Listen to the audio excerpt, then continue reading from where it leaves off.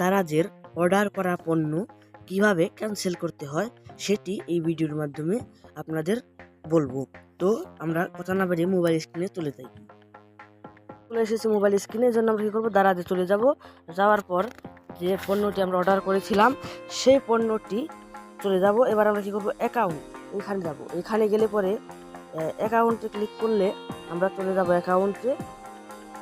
অ্যাকাউন্টে আসার পর যে স্টক অন এখানে ক্লিক করে দেব, মানে আমরা কিনেছি সেটি এখানে আমার অর্ডার। এবার কি করবেন, এখানে ক্যান্সেলে ক্লিক করে দেবেন। ক্যান্সেল। এবার কি জন্য